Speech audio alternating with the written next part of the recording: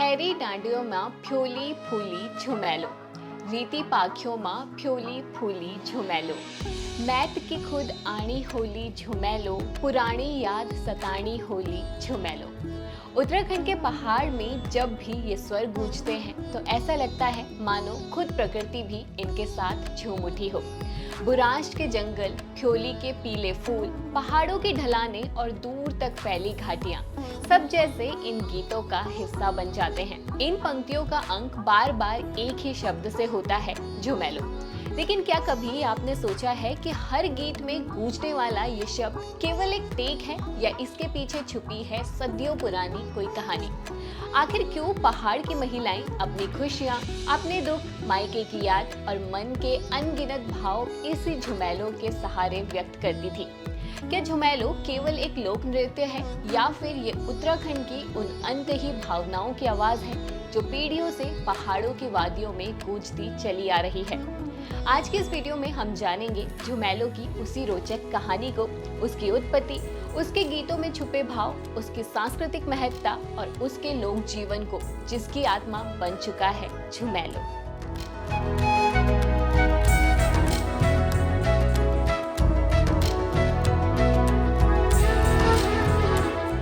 झुमेलो उत्तराखंड का एक बेहद लोकप्रिय लोक नृत्य और लोकगीत है जिसे गढ़वाल और कुमाऊं दोनों क्षेत्रों में बड़े उत्साह से किया जाता है। ये सिर्फ मनोरंजन का साधन नहीं बल्कि पहाड़ के लोगों की भावनाओं, संस्कृति और जीवन शैली की झलक भी दिखाती है। झुमेलो की शुरुआत कब हुई, इसका कोई पक्का ऐतिहासिक प्रमाण नहीं है। दरअसल ज्यादातर लोक परंपराओं की तरह ही झुमेलो भी किसी एक व्यक्ति या किसी एक समय की रचना नहीं है। ये लोगों के जीवन, उनके अनुभवों और उनकी भावनाओं के साथ धीरे धीरे विकसित हुई एक सांस्कृतिक परंपरा है। लोक संस्कृति के जानकारों का मानना है कि झुमेलो की जड़ें उत्तराखंड के पारंपरिक ग्रामीण जीवन में छुपी हुई है। पुराने समय में पहाड़ों का जीवन खेती और पशुपालन पर आधारित था। खेतों में काम करना, फसल काटना, घास और लकड़ी लाना या किसी त्योहार और मेले में इकट्ठे होना, ये सब केवल रोजमर्रा के काम नहीं थे बल्कि लोगों के मिलने जुलने और अपने सुख दुख साझा करने के अवसर थे। ऐसे ही मौकों पर गीत गाए जाते थे, नृत्य किए जाते थे और सामूहिक रूप से जीवन की खुशियां मनाई जाती थी। माना जाता है कि इसी सामाजिक वातावरण से झुमेलो जैसी लोक परंपरा का जन्म हुआ। झुमेलो शब्द की उत्पत्ति को लेकर भी अलग अलग मत मिलते हैं। सबसे प्रचलित धारणा ये है कि इसका संबंध झूमना शब्द से है। जब लोग गीतों की लय पर धीरे धीरे कदम मिलाते हुए नृत्य करते हैं तो उनकी गतियों में एक विशेष प्रकार का झूमना दिखाई देता है। शायद इसी कारण इस लोक नृत्य को झुमेलो कहा जाने लगा। हालांकि कुछ शोधकर्ताओं ने इसकी जड़ों को पुराने लोक शब्दों और क्षेत्रीय बोलियों से भी जोड़ने का प्रयास किया है। ऊंचे पहाड़, कठिन रास्ते, सीमित संसाधन और कड़ी मेहनत पहाड़ के लोगों की दिनचर्या का हिस्सा रहे हैं।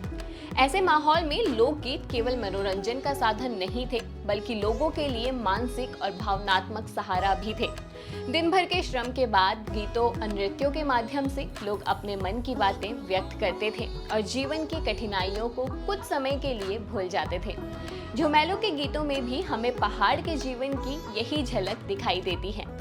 कहीं खेत में काम करती महिलाओं की बातें हैं, कहीं दूर चारगाहों पर गए पशुपालकों का जीवन है, कहीं सेना में भर्ती होकर घर से दूर गए युवाओं का उल्लेख मिलता है, तो कहीं अपने मायके की याद करती महिलाओं की भावनाएं सुनाई देती हैं। इन गीतों में पहाड़ का सामाजिक जीवन, रिश्ते, संघर्ष, प्रेम, विरह और उम्मीद सब कुछ समाया हुआ है।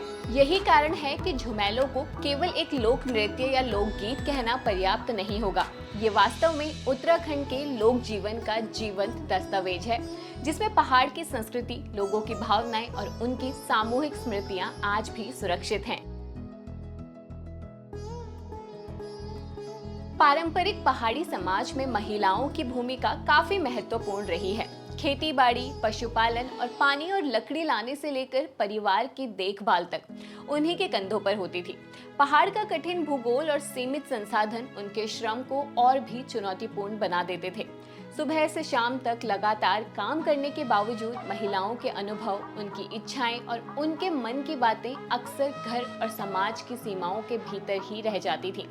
ऐसे माहौल में लोकगीत उनके लिए अभिव्यक्ति का एक महत्वपूर्ण माध्यम बनकर उभरे। झुमैलो केवल नृत्य का अवसर नहीं था, बल्कि वो एक ऐसा सामाजिक मंच भी था जहां महिलाएं एकत्र होकर अपने अनुभव साझा कर सकती थी। गीतों के माध्यम से वो अपने सुख दुख, आशाएं, शिकायतें, प्रेम, विरह और जीवन की छोटी बड़ी घटनाओं को आवाज देती थी। यही कारण है कि झुमैलो के गीतों में जीवन की सहजता और सच्चाई दोनों दिखाई देती हैं। पहाड़ में विवाह के बाद बेटियों को अक्सर दूर दराज के गांवों में जाना पड़ता था। उस समय ना तो सड़कें पर्याप्त थी और ना ही यातायात के साधन। कई बार मायके की दूरी केवल किलोमीटर में नहीं, बल्कि दिनों की पैदल यात्रा में मापी जाती थी। इसी कारण झुमैलो के अनेक गीतों में मायके की याद बार बार दिखाई देती है। उनमें बचपन की स्मृतियां हैं, माता पिता का स्नेह है और भाई बहनों के साथ बिताए गए दिन हैं और उन रिश्तों के प्रति गहरा लगाव है जो विवाह के बाद भौगोलिक दूरी में बदल गए। झुमैलो के कुछ गीतों में पक्षियों को संदेशवाहक के रूप में प्रस्तुत किया गया है। महिलाएं कौवे, घुघुती या दूसरे पक्षियों से कल्पना करती हैं कि वो उनके प्रियजनों तक उनका संदेश पहुंचा दे। ये केवल लोक काव्य की सुंदर कल्पना भर नहीं है, बल्कि उस सामाजिक और भावनात्मक दूरी का प्रतीक भी है जिसे पहाड़ की महिलाओं ने अपने जीवन में महसूस किया।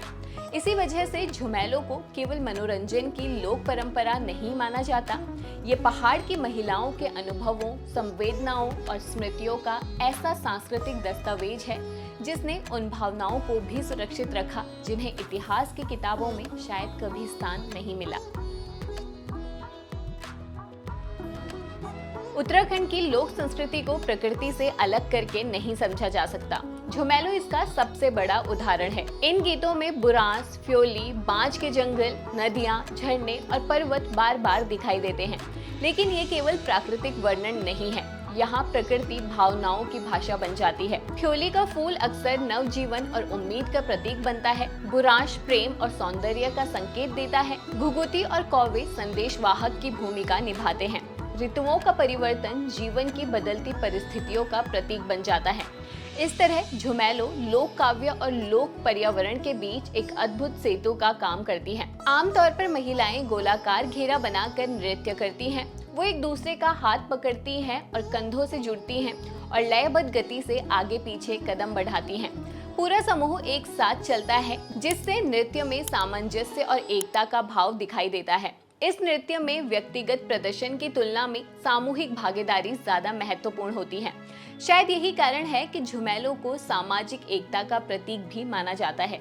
पारंपरिक रूप से कई स्थानों पर इसे बिना वाद्य यंत्रों के गाया जाता था। महिलाओं का सामूहिक स्वर ही इसकी मुख्य धुन बनता था। एक गायिका गीत की शुरुआत करती और बाकी समूह उसे दोहराता। इस शैली को केवल संगीत नहीं बल्कि सामूहिक संवाद भी कहा जाता है। बाद में विवाह, मेले और उत्सवों में ढोल, दमाऊ, डफली और अन्य लोक वाद्यों का प्रयोग भी होने लगा। लेकिन आज भी झुमैलो की असली पहचान उसके गीतों और सामूहिक स्वरों में ही मानी जाती है।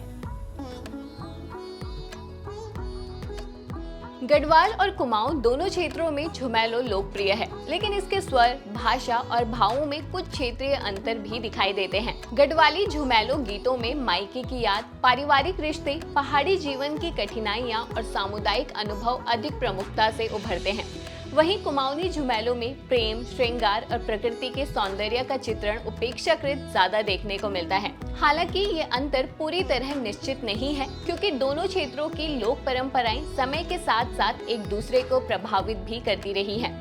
यही कारण है कि झुमैलो को किसी एक क्षेत्र की सांस्कृतिक धरोहर नहीं बल्कि पूरे उत्तराखंड की साझा लोक विरासत माना जाता है। झुमैलो की सबसे महत्वपूर्ण विशेषताओं में से एक इसकी सामुदायिक प्रकृति है। ये केवल मंच पर प्रस्तुत किया जाने वाला नृत्य नहीं बल्कि लोगों को एक दूसरे से जोड़ने वाली सामाजिक परंपरा है। गांव में जब किसी विवाह, मेले, पर्व या विशेष अवसर पर झुमैलो का आयोजन होता था तो वो केवल मनोरंजन का कार्यक्रम नहीं होता था। ये ऐसा अवसर होता था जहां अलग अलग परिवार, पीढ़ियां और समुदाय एक साथ आते थे। गीतों के माध्यम से लोग अपने अनुभव साझा करते थे, हंसी मजाक करते और सामूहिक रूप से उत्सव मनाते थे। इस प्रक्रिया में सामाजिक संबंध और अधिक मजबूत होते थे और समुदाय के अंदर अपनेपन की भावना विकसित होती थी। विशेष रूप से इगास बग्वाल, हरेला, फूलदेई, घी संक्रांति और स्थानीय मेलों जैसे अवसरों पर झुमेलों की प्रस्तुतियां पूरे वातावरण को जीवंत बना देती थी। शाम ढलने के बाद जब गांव के आंगन या चौक में महिलाएं और पुरुष एकत्र होते थे तो लोक गीतों के स्वर लहरियां देर रात तक गूंजती रहती। इन आयोजनों का महत्व केवल सांस्कृतिक नहीं था बल्कि सामाजिक भी था, क्योंकि यही वो अवसर थे जहां नई पीढ़ी अपने लोकगीत, लोक भाषा और परंपराओं को सीखती थी। आज भी झुमेलों का सबसे प्रामाणिक और जीवंत रूप पहाड़ के पारंपरिक त्योहारों, ग्रामीण मेलों और सामुदायिक उत्सवों में देखने को मिल जाते हैं। उत्तराखंड की लोक संस्कृति के सामने सबसे बड़ी चुनौतियों में से एक है पलायन। पिछले कई दशकों में बड़ी संख्या में लोग रोजगार और शिक्षा के लिए गांव से शहरों की ओर गए हैं। इससे पारंपरिक सामाजिक संरचनाएं कमजोर हुई हैं। पहले जो गीत खेतों, आंगनों और गांवों के चौकों में गूंजते थे, वो अब कई जगह केवल सांस्कृतिक कार्यक्रमों तक सीमित होते जा रहे हैं। लोक परंपराओं का स्वाभाविक सामाजिक वातावरण धीरे धीरे बदल रहा है। समय के साथ झुमेलों ने खुद को भी बदला है। आज ये केवल गांवों तक सीमित नहीं है। राज्य स्तरीय सांस्कृतिक कार्यक्रमों, विश्वविद्यालयों, राष्ट्रीय उत्सवों और प्रवासी उत्तराखंडियों के आयोजन में भी इसकी प्रस्तुतियां होती हैं।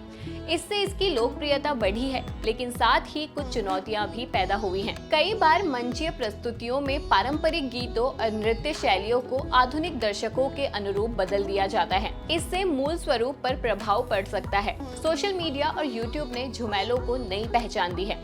आज उत्तराखंड के लोकगीत लाखों लोगों तक पहुंच रहे हैं। युवा कलाकार पारंपरिक धुनों को नए रूप में प्रस्तुत कर रहे हैं। इससे लोक संस्कृति को नया मंच मिला है। हालांकि विशेषज्ञों का मानना है कि लोकप्रियता और संरक्षण के बीच संतुलन बनाए रखना जरूरी है। अगर केवल मनोरंजन को प्राथमिकता दी गई तो मूल लोक परंपरा कमजोर पड़ सकती है। किसी भी लोक परंपरा का संरक्षण केवल संग्रहालयों या सरकारी योजनाओं से नहीं होता। उसका वास्तविक संरक्षण तब होता है जब वो लोगों के जीवन का हिस्सा बनी रहती हैं। झुमेलो सदियों से उत्तराखंड के लोक जीवन के साथ चलता आया है। इसने पहाड़ की महिलाओं के मन की बातों को स्वर दिया, लोगों की खुशियों और दुखों को संजोया और पीढ़ी दर पीढ़ी संस्कृति को आगे बढ़ाने का काम किया। इसके गीतों में कभी मायके की याद झलकती है, कभी प्रेम और विरह की भावना, तो कभी प्रकृति के प्रति पहाड़ के लोगों का गहरा लगाव दिखाई देता है। समय बदला, जीवन शैली बदली, गांवों से शहरों की ओर पलायन बढ़ा और मनोरंजन के नए साधन आए, लेकिन इसके बावजूद झुमेलो आज भी लोगों के दिलों में जीवित है। यही इसकी सबसे बड़ी ताकत है। ये केवल अतीत की धरोहर बनकर नहीं रह गई, बल्कि आज नई पीढ़ियों को अपनी संस्कृति और पहचान से जोड़ने का काम कर रहा है। जब किसी पहाड़ी गांव के आंगन में, किसी मेले में या किसी सांस्कृतिक आयोजन में झुमेलों की धुन गूंजती है, तो इसके साथ केवल गीत नहीं गाए जाते, बल्कि उन अनगिनत लोगों की स्मृतियां भी जीवित हो उठती हैं, जिन्होंने इस परंपरा को सदियों तक संभाल कर रखा। तो ये थी झुमेलों को लेकर आज की हमारी प्रस्तुति। आपको ये वीडियो कैसी लगी हमें कमेंट करके जरूर बताएं। वीडियो अच्छा लगा हो तो इसे लाइक और शेयर करें और घुघुती को सब्सक्राइब करना ना भूलें। धन्यवाद।